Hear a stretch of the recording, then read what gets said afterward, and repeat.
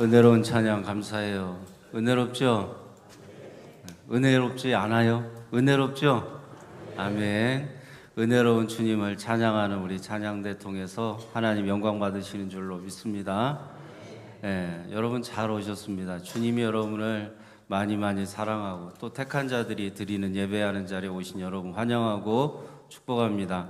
주님이 여러분 얼마나 사랑하시냐면 많이 사랑하신대. 죽기까지 사랑하신대. 머리부터 정수리부터 발끝까지 십자가의 고난을 대신 당하실 정도로 다 사랑하신대. 그 사랑 여러분 가운데 충만한 예배가 되고 여러분의 삶이 되고 여러분의 앞으로 인생이 되는 우리 장로님 기도처럼 예수님으로 충만한 우리 양도교 성도들 한 사람 한 사람이 되기를 주님의 이름으로 축복합니다. 아멘. 제가 사진을 받았는데 우리 최 장로님 애 많이 쓰셨네요. 그 사진 다 찍고 분류하고 정말 애 많이 쓰셨는데 사진 받으셨어요? 저도 사진을 받았는데 와, 사진이 인생사진 나왔어. 인생사진이 나와갖고 감사한금 해야 될 것 같아요. 감사한금 해야 될 것 같아요. 사진이 참 잘 나오네요. 대나무를 배경으로 하니까 그런가. 저랑 같이 사진 찍은 분들도 다 인생상 나오셨더라고. 그래서 얼마나 사진이 잘 나왔느냐. 여러분 사진이 그 사진이에요. 잘 나왔어요? 잘 나왔어요?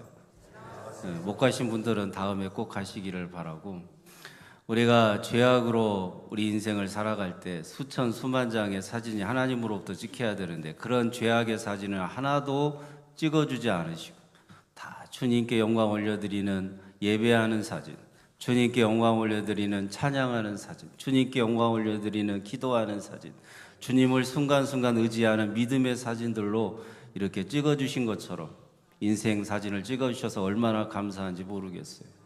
사진이 그렇게 잘 나온 것은 주님께서 우리에게 이렇게 의롭다함을 얻게 하시는 사진을 찍어주신다.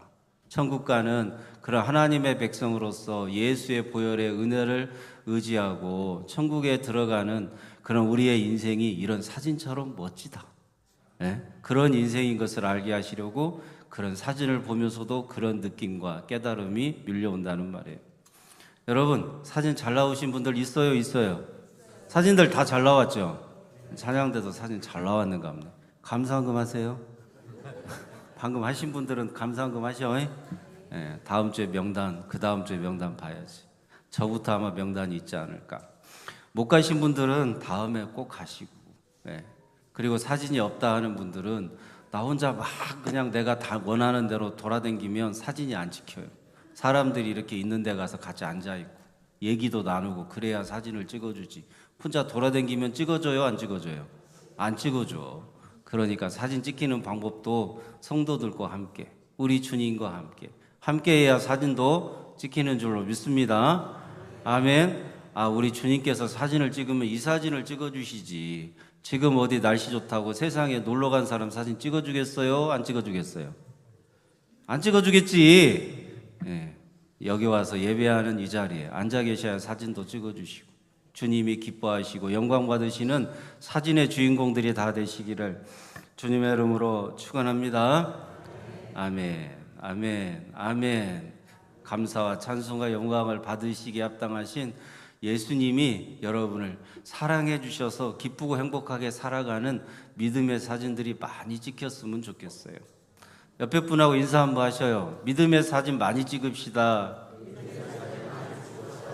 하나님이 영광 받으시는 사진 많이 찍읍시다.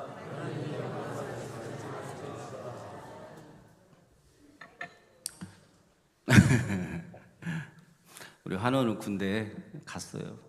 가족들 다 그냥 어제 떠났어요. 그래서 기도해 줬고요.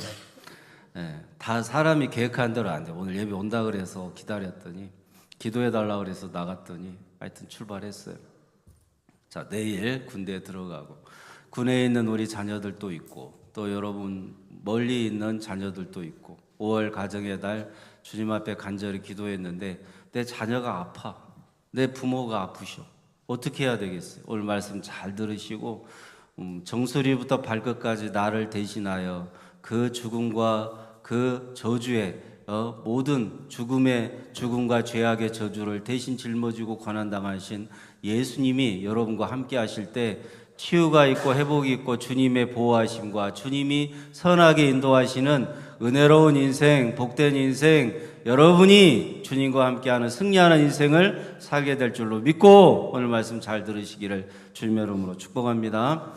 욥기 말씀인데 1장을 했잖아요. 욥기를 그렇게 많이 했는데도 또 저도 설교 준비하면서 은혜가 돼요. 우리 찬양대 찬양할 때도 너무나도 은혜가 돼요. 주님, 저는 연약합니다. 주님, 오늘 하루 또 괴로워합니다. 그 찬양하는데 욥기의 말씀들, 묵상했던 말씀들이 막 제 마음속에 밀려오면서 은혜가 돼요. 여러분도 그와 같은 은혜가 있어지기를 축복합니다. 욥기 1장에서 사탄이 아니 소유물하고 그 자식들 준 거 만약에 다 울타리를 거두어내면 하나님을 욕하고 저주하지 않겠습니까? 하나님 한번 그렇게 해봐라 그랬더니 입술로 욥이 범죄하지 않아. 그러니까 2장에서 욥이 아니 생명을 어떻게 재산하고 바꾸겠습니까? 생명의 위협을 가하고 생명의 위협을 욥이 받으면 틀림없이 하나님을 저주하고 욕할 겁니다. 그렇고 욥에게 사탄이 시험을 한단 말이에요. 하나님이 허락을 하셔요. 하나님께서.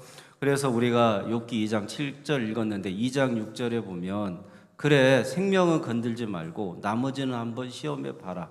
이렇게 하나님이 시험도 허락하시는 거예요. 생명의 보호도 누가 주시는 거예요? 생명도 안전하게 지켜주고 보호해 주시는 분이 누구예요? 하나님이신 거예요. 여러분, 우리가 인생을 살아가면서 여러분이 어떤 고난을 당하고 어떤 고통스러운 인생의 경험이 있을 때 그 모든 것을 허락하시는 주님께서 여러분의 인생을 선하게 하고 복되게 하신다는 것을 믿어 의심치 말기를 주님의 이름으로 축복합니다.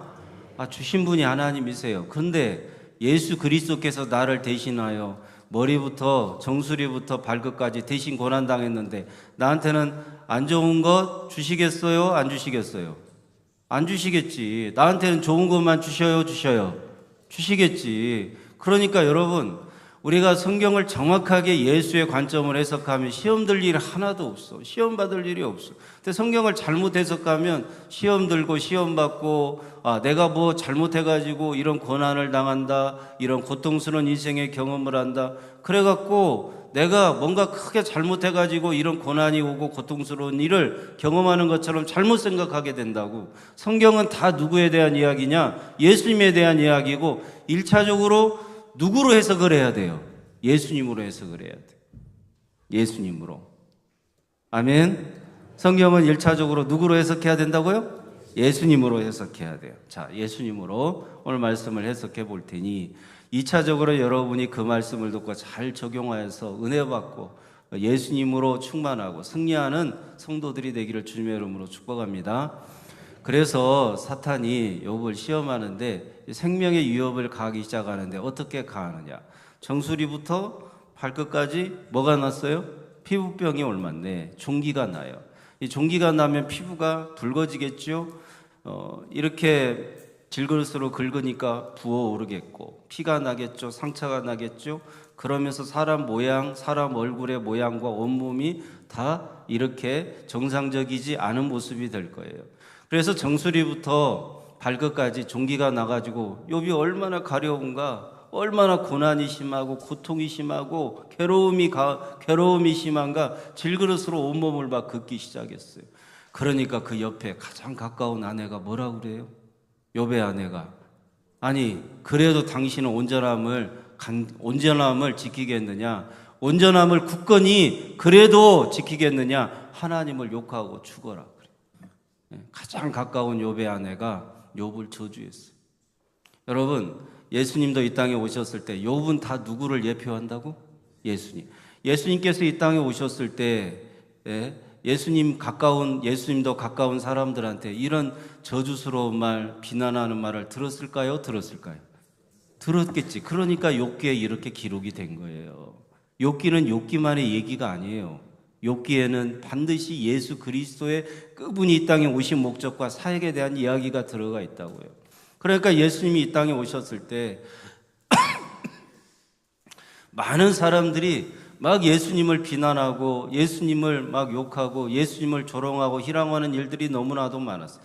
예수님이 물론 칭찬도 받았어요. 그러나 조롱하고 예수님을 비난하고 예수님을 막 정죄하고 예수님을 나쁘게 하는 말들도 많았어요. 그러니까 욥의 아내가 이 욥에 대하여 저주하듯이 예수님도 이 땅에 오셔서 그분의 사역을 할 때 욥을 저주하는 가까운 사람들이 있었다는 말입니다. 자, 그런데 욥의 아내는 이름이 없어요. 욥의 아내 이름 알아요? 몰라요? 몰라요. 욥의 아내가 이름이 없어요. 그냥 욥의 아내라고만 나와요. 예수님을 저주했고, 차라리 하나님을 욕하고 죽으라. 그런데도 네가 아직도 여전히 그 온전함을 간직하면서 살 수 있겠느냐? 그러면서 예수님을 저주했고 예수님을 비난하고 욕했던 바리새인들과 서기관들의 이름이 나와요? 안 나와요? 안 나와요. 바리새인과 서기관들의 이름이 없어요. 그냥 한 바리새인이 서기관들이 이렇게 예수님을 비난하고 예수님을 욕했다는 말이에요. 여러분, 예수님께서 이 땅에 오실 때 갈릴리 천한 목수의 아들로 오셨어요. 그러니까 바리새인들이 그렇게 욕을 하는 거예요. 야, 천한 갈릴리 동네에서 살면서 네가 온전함을 지킬 수가 있겠냐? 네가 무슨 하나님의 보낸 자라고 온전함이 지켜지겠느냐? 네가 무슨 죄인을 구하러 왔다고 네가 그렇게 말하면서도 네 천한 출신이 숨겨지겠느냐? 온전함이 감춰지겠느냐? 네가 목수의 아들인 것이 감춰지겠느냐? 그렇게 비난하고 예수님을 욕하는 이름 없는 바리새인과 서기관들이 많이 있었다는 말이에요. 이렇게 해석을 성경은 예수님으로 욥기를 다시 해석할 수가 있어요. 여러분, 욥의 관점으로 일단 해석을 하고 그 다음에 예수님의 관점으로 또 1차적으로 해석을 하면 우리에게 주시는 은혜로운 말씀에 감동이 밀려오는데, 만약에 욥기를 1차적으로 나에 대한 말씀으로 해석을 하면 내가 욥처럼 고난당할 때 입술로는 하나님을 범죄하지 않아야 되겠구나. 화도 하나님이 주시고 복도 하나님이 주시는데, 그럼 여러분 10명의 있는 자식 다 빼앗아 갔는데 하나님 원망 안 할 사람이 누가 있어요? 있으면 손 들어봐. 솔직히 저부터도 손 못 들겠네요. 자식이 10명인데 다 어느 날 갑자기 다 자식 10명이 죽었어요. 그런데 이제는 온몸에 종기까지 나가지고 여기부터 여기까지 피부병이 온몸을 다 간지러워서 살 수가 없을 정도로, 아파서 살 수가 없을 정도로 종기가 나서 죽게 생겼는데 욥의 아내가 그런데도 네가 온전함을 간직할 수가 있겠느냐? 차라리 하나님을 욕하고 죽으라는 그 말에 같이 하나님을 욕하지 않을 사람이 누가 있겠냐고요. 여러분, 이렇게 1차적으로 하나님께서 복도 주셨다, 하나님께서 화도 주신다면 내가 그걸 하나님을 욕하지 않고 감당해야 되지 않겠냐? 여러분이 하실 수 있냐고요. 여러분이 1차적으로 이 말씀을 나에게 적용하면 그렇게 살 수가 없다는 말이에요. 이건 나에 대한 1차적인 말씀이 아니라 욥을 통하여 예수님이 그렇게 사역을 하신다는 말씀이기 때문에 그런 것입니다. 여러분, 정수리부터 이 발끝까지 온몸에 종기가 나서 질그릇으로 이 욥이 자기 몸을 긋고 있을 때 예수님과 욥하고 제일 가까운 아내가, 이름 없는 아내가 욥을 막 비난하고 저주하는데, 예수님도 이 땅에 오셔가지고 비난 많이 받으셨어요.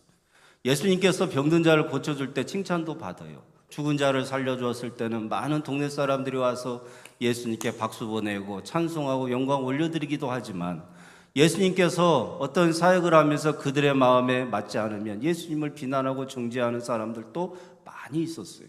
그 사람들의 이름은 성경에서 굳이 기록하지 않아요. 그냥 바리새인들이었고 서기관이었고 그냥 제사장이었어요. 그런 종교 지도자들이 예수님하고 가까운 동족이었어요. 아내처럼 가까운 사람들이었어요.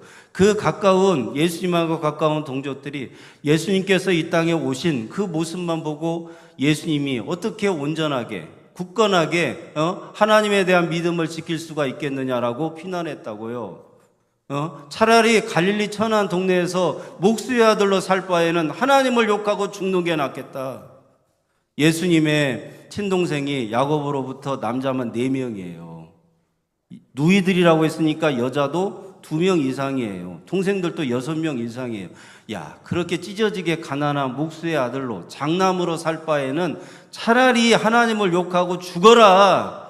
갈릴리에서 무슨 선한 것이 나겠느냐. 차라리 그런 인생을 허락하고 그런 동네에서 태어나고 그런 부모를 주고 그런 동생들의 장남으로 태어나게 된 너의 그 저주스러운 인생, 그렇게 천하고 보잘것없는 저주스러운 인생이 너에게 있다면 차라리 하나님을 욕하고 죽는 게 낫지 않겠냐라고 바리새인들은 어떻게 갈릴리에서 선한 것이 나겠느냐라고 예수님을 저주했고 비난했다는 말이에요.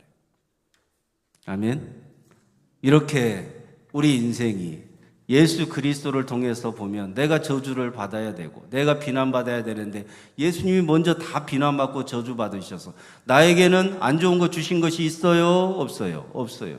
좋은 것만 주시는 주님이시라고요. 그래서 우리는 심판으로부터도 면하게 되는 인생을 살았지. 여러분의 인생에 고난이 있다고요? 그 고난은 결국에는 선으로 끝날 거예요. 여러분의 인생에 광야가 있다고요? 결국에는 주님이 여러분을 만나 주셔서 가나안 땅에 들어가게 하실 거예요. 여러분의 육신에 연약함이 있고 질병이 있다고요? 나의 병을 고쳐주시고 내 영혼의 병든 고쳐주시는 치유자이신, 회복시켜 주시고 온전케 하시는 예수님으로 충만하게 하려고 하신다는 것을 여러분이 믿게 되기를 주님의 이름으로 축원합니다. 여러분, 예수님께서 사역할 때 이렇게 종교 지도자들은 가까운 동족이면서도 그런 인생을 살 바에는 차라리 하나님을 욕하고 죽으라고 비난하고 저주했어요. 그런데 그런 종교 지도자들만 그렇게 한 것이 아니라 예수님하고 정말 가까운 제자라고 부름받은 사람들도 예수님을 저주했어요. 예수님이 그렇게 사역을 할 때, 야, 그런다고 해서 당신이 그런 온전함이 지켜지겠습니까? 그러면서 예수님을 비난하고 예수님을 떠났다는 말이에요. 요한복음 6장에서 예수님께서 오병이의 기적을 베풀어 주셔요. 그래서 물고기하고 보리떡으로 배부르게 하니까 사람들이 많이 따라왔어요. 그래서 수많은 제자들이 예수님을 따라서 예수님을 쫓아서 예수님이 어디 있는가 말씀 읽어보면 막 예수님이 어디 계신다고만 하면 그 집 문 앞에 가서 장사진을 이루었어요. 예수님이 어디 계신다고만 하면 그 길에서 예수님과 함께 수많은 무리가 예수님을 따랐어요. 그런데 예수님이 안 보이면 그 예수님이 어디 계신다고만 하면 배를 타고 갈릴리 건너편으로도 가서 예수님을 쫓았고 예수님을 따랐어요. 그러니까 수많은 사람들이 예수님을 임금으로 삼고자 하고 예수님을 막 따르고자 하는 그 많은 사람들에게 예수님께서 이렇게 말씀하셨어요. 나는 하늘에서 내려온 생명의 떡이다. 누구든지 나를 믿는 자는 그날에 죽지 않고 살 것인데 내가 너희에게 주는 양식은 내 살이 참된 양식이고 내 피가 참된 음료라고 하시면서 내가 너희에게 주는 생명의 양식은 나로부터 너희에게 주는 것이라고 내 살과 내 피를 먹으라고 그렇게 말씀하실 때 많은 사람들이 헷갈렸어요. 엊그저께까지 물고기하고 보리떡은 더 이상 주지 않고 왜 우리의 배고픔은 해결해 주지 않고 자기 자신을 먹으라고 하느냐. 그러면서 수많은 사람들이 예수님에게 항의하고 대들기 시작했어요. 그런다고 해서 당신의 온전함이 지켜지겠느냐? 그렇게 말하면 당신의 온전함이 지켜지겠느냐? 우리가 굶주릴 때, 우리가 배고플 때 먹게 해주고 마시게 해주고 우리의 배고픔을 해결해줘야 당신의 온전함이 지켜지는 것이지, 당신의 살과 피가 참된 양식이고 참된 음료라고 먹으라고 하면 당신의 온전함이 지켜지겠고 우리가 당신을 온전히 따를 수가 있겠느냐라고 예수님을 비난하고 예수님을 욕하고 떠났다는 말이에요.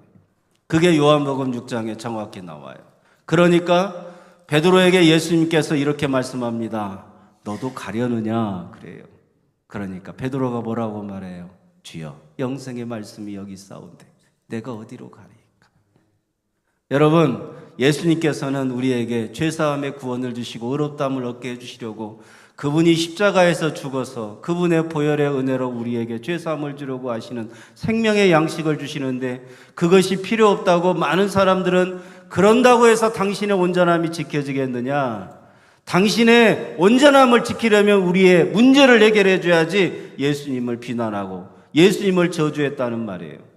그렇게 우리가 원하는 것을 주지 않는 당신, 그렇게 내가 원하는 것을 주지 않는 예수님을 안에서 차라리 그렇게 인생을 살 거면 그렇게 십자가에서 죽어서 3일 만에 다시 살아난다, 부활한다 그런 얘기나 할 바에는 능력이 없다고 인정하고 차라리 하나님을 욕하라고 바리새인들은 예수님을 비난했다.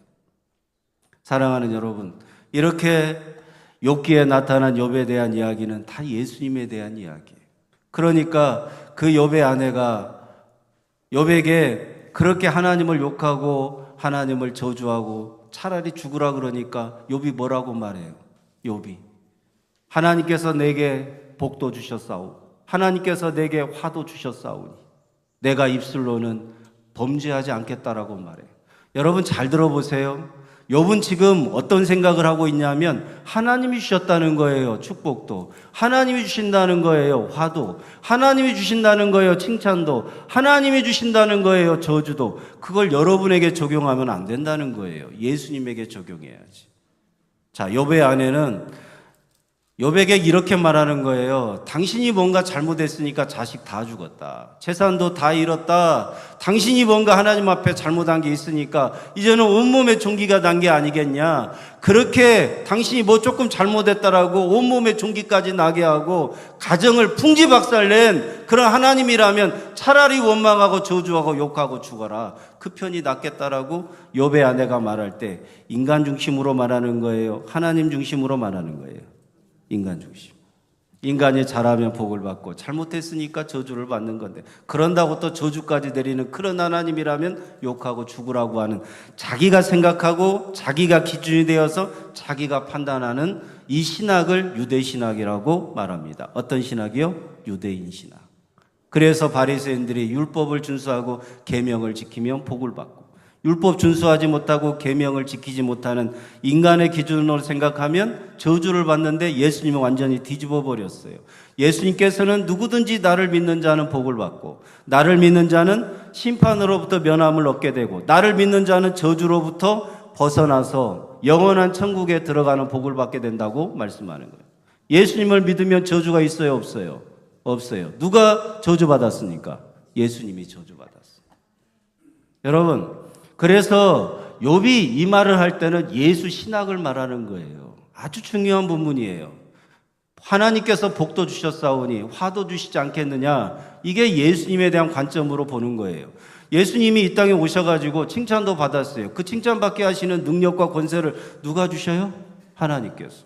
예수님께서 저주를 받아요. 십자가에서 인간의 모든 죄를 짊어지고 희롱당하지 조롱당하지 저주받지 고통당하지. 누가 허락하신 거예요?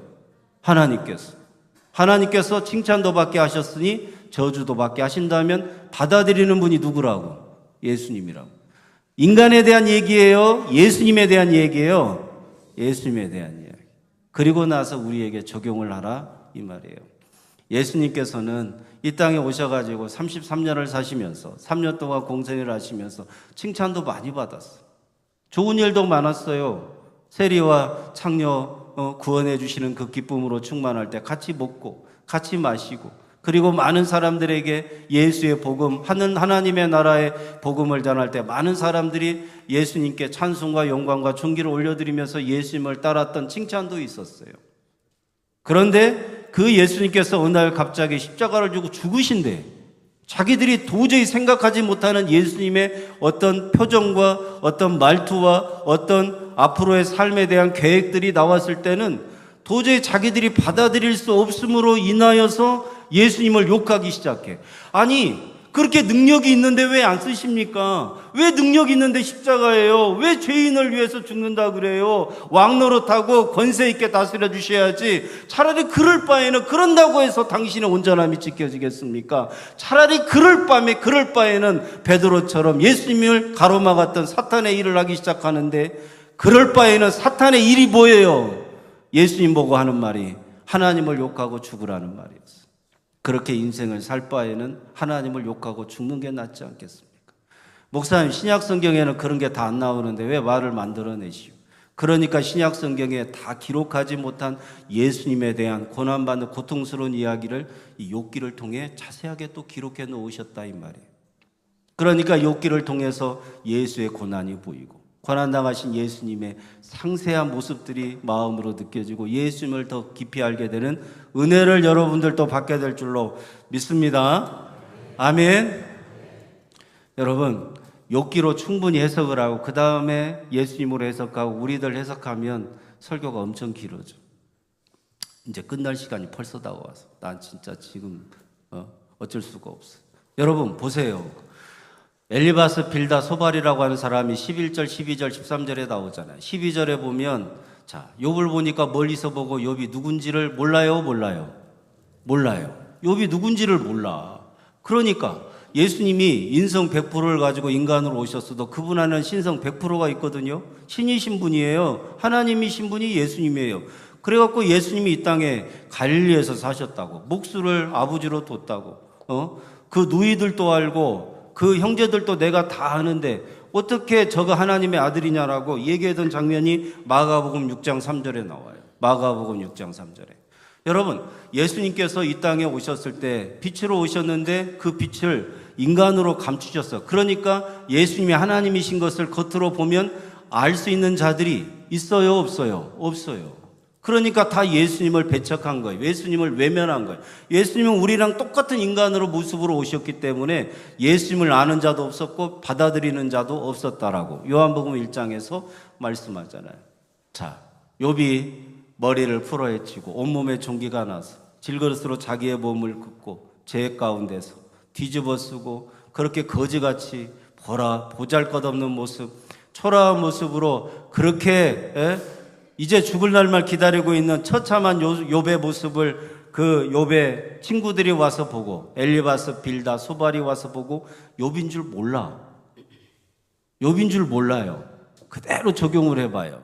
예수님께서 인간으로 오셨을 때 갈릴리 천한 동네에 오셨어요.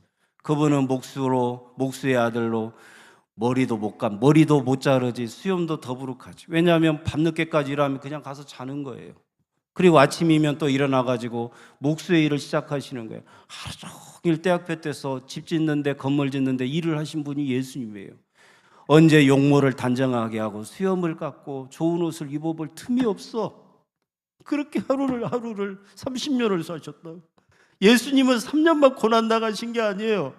예수님은 3년만 고통 당하신 게 아니에요.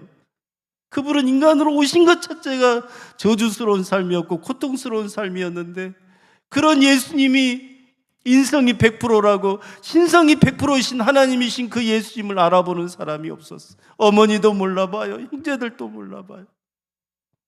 그래서 욥이 이런 고난을 당할 때 머리는 다 풀어헤쳐졌고 수염은 깎지 않고 덥수룩하고 온몸에 종기가 나서 머리부터 발끝까지 종기가 나서 그 고난과 고통을 다 겪는데 그 예수님이 하나님의 아들이시는 것을 믿음으로 고백하는 사람들이 없어. 그 얘기를 하는 거라고. 그 얘기를. 여러분 한번 생각해 보세요. 정수리부터 이 발끝까지 온몸에 전기가 나서 나 같은 죄인을 위하여 나의 이 더럽고 취약한 죄악의 짐을 대신 짊어지고 십자가에서 고난당하는 이 온몸에 종기가 난 것처럼 고통스러운 인생을 사신 분이 누구냐? 우리 주 예수 그리스도입니다. 예수님이 나를 위해 머리부터 발끝까지 종기가 나는 고통을 십자가에서 당하신 것을 우리는 몰랐어요. 예수님 당시 수많은 자들이 십자가에 달려 죽으시는 예수님을 비방했어요. 가장 가까운 사람들, 제자들도 다 떠났어요. 예수님을 비방하고 죽이는 일에 동참한 사람들이 가장 가까운 사람들 중에도 많았어요.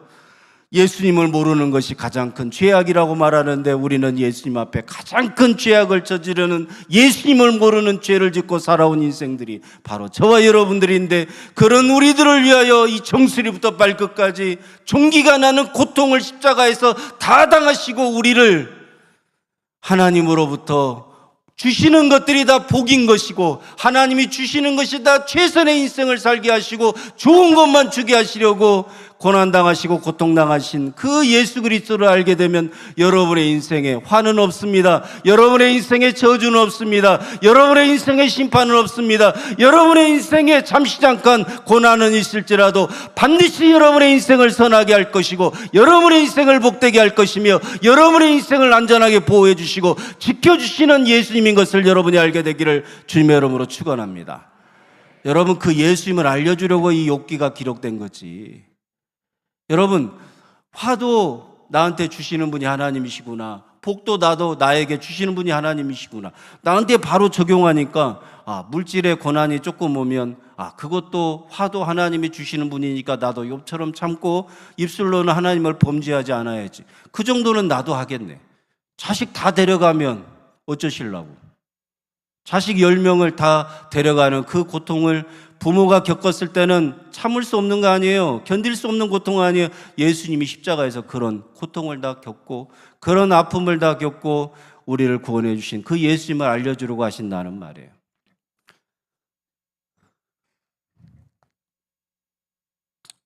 저희 어머니 몸이 좀 불편했을 때 이렇게 아는 적이 있어. 다 빼고 결론은 솜털처럼 가볍더라. 어머니 손을 붙잡은 적이 있어. 갈라지고 투박하더라고. 제 손보다 더 두꺼워. 자식들을 위하여 이렇게 고생하셨는데 이 몸이 솜털처럼 가볍더라. 우리 예수님이 나 같은 죄인을 위하여 십자가에서 고통당하고 고난을 당하시는데 종기 이 정수리부터 발끝까지 종기가 나는 고통을 예수님 십자가에서 당하셨구나. 그 예수 그리스도께서 나 같은 죄인을 택해 주시고 사랑해 주신 그 은혜가 얼마나 큰가. 그 은혜를 생각하니까 내가 뭔가를 선택해서 잘 되는 인생이 잘 되는 것이 아니고 주님의 택함을 받고 주님의 사랑을 받은 인생이 잘 되는 거고 그런 가정이 복받은 가정이구나. 다시 한번 고백할 수 있게 되었다는 말이에요. 여러분, 여러분의 인생이 앞으로 뭔가를 선택해서 잘 되는 것에 대해서 많이 생각하지 마시고 부모가 나를 선택해 줬지. 예? 여러분, 내가 부모를 선택했어요. 다 하나님이 선택해 주신 거고 하나님이 택해 주신 것이지.